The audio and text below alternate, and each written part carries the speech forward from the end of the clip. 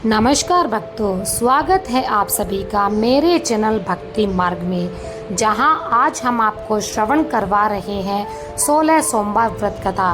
शास्त्रों में कहा गया है कि कथा को कभी भी बीच में अधूरा नहीं छोड़ते। 16 सोमवार व्रत कथा सायंकाल को सुनी जाती है। तो चलिए फिर प्रारंभ करते हैं आज हम अपनी 16 सोमवार व्रत कथा। उससे पहले सभी बोलेंगे हर हर महादेव, हर हर महादेव। एक समय श्री महादेव जी पार्वती के साथ भ्रमण करते हुए मृत्यु लोक में अमरावती नगरी में आए। वहाँ के राजा ने सुंदर शिव मंदिर बनवाया था, जो कि अत्यंत भव्य एवं रमणीक तथा मन को शांति पहुँचाने वाला था। भ्रमण करते समय शिव पार्वती भी वहाँ ठहर गए कुछ समय के लिए। पार्वती जी ने कहा, हे प्राणनाथ, आओ आज इसी स्थान पर चौसर पासे खेलें। खेल प्रारंभ हुआ। तब शिवजी कहने लगे, मैं जीतूंगा। इस प्रकार उनकी आपस में वार्तालाप होने लगी। उस समय मंदिर के पुजारी जी पूजा करने के लिए आ गए। तब पार्वती जी ने पंडित जी से पूछा कि पुजारी जी बताइए, जीत किसकी होगी। तब पुजारी जी बोले, इस खेल में महादेव जी के समान कोई दूसरा पारंगत हो ही नहीं सकता, इसलिए महादेव जी ही यह बाजी जीतेंगे। परंतु हुआ कुछ उल्टा। जीत पार्वती जी की हुई। अतः पार्वती जी ने पुजारी जी को कोढ़ी होने का श्राप दे दिया कि तूने मिथ्या भाषण किया है, तुमने झूठ बोला है। अब तो पुजारी जी कोढ़ी हो गए। शिव पार्वती दोनों वापस चले गए। कुछ समय पश्चात उसी मंदिर में अप्सराएं पूजा करने आई। अप्सराओं ने पुजारी के कोढ़ी होने का कारण पूछा। पुजारी जी ने सब बातें बता दी। अप्सराएं कहने लगी, पुजारी जी, आप 16 सोमवार का व्रत करें तो शिवजी प्रसन्न होकर आपका संकट दूर जरूर करेंगे। पुजारी जी ने अप्सराओं से व्रत की विधि पूछी। अप्सराओं ने व्रत करने और व्रत के उद्यापन करने की संपूर्ण विधि पंडित जी को बता दी। पुजारी जी ने विधि पूर्वक श्रद्धा भाव से व्रत प्रारंभ किया और अंत में व्रत का उद्यापन भी किया। व्रत के प्रभाव से पुजारी जी जल्दी ही रोग मुक्त हो गए। कुछ दिनों बाद शंकर पार्वती जी पुनः उसी मंदिर में आए तो पुजारी जी को रोग मुक्त देखकर पार्वती जी ने पूछा, मेरे दिए हुए श्राप से मुक्ति पाने का आपने कौन सा उपाय किया।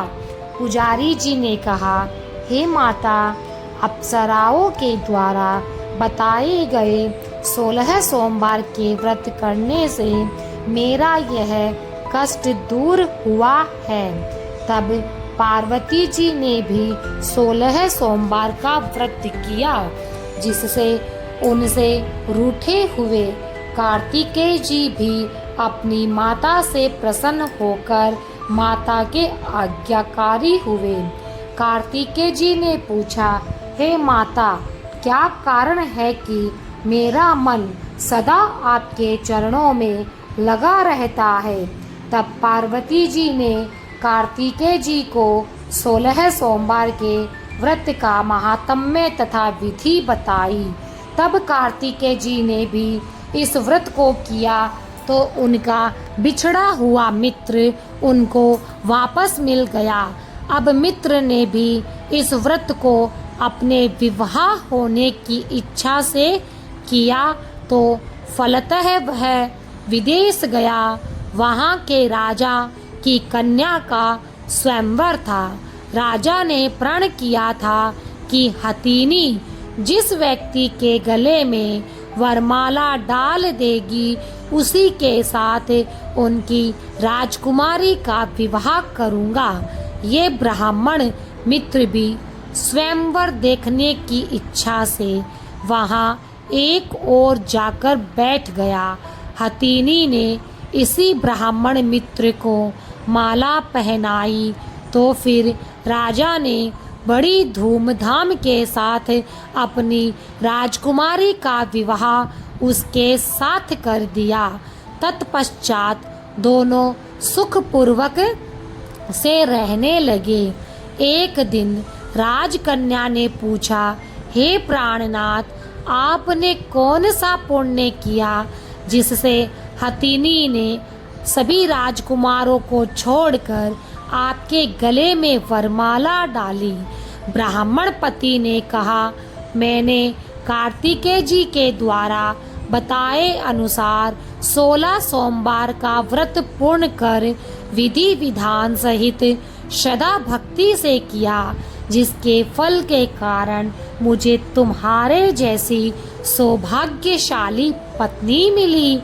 अब तो राजकन्या ने भी सत्य पुत्र प्राप्ति के लिए व्रत किया और सर्वगुण संपन्न पुत्र प्राप्त किया। बड़े होकर पुत्र ने भी राज्य प्राप्ति की कामना से 16 सोमवार का व्रत किया। राजा के देवलोक होने पर इसी ब्राह्मण कुमार को राजगद्दी मिली। फिर भी वह इस व्रत को करता रहा।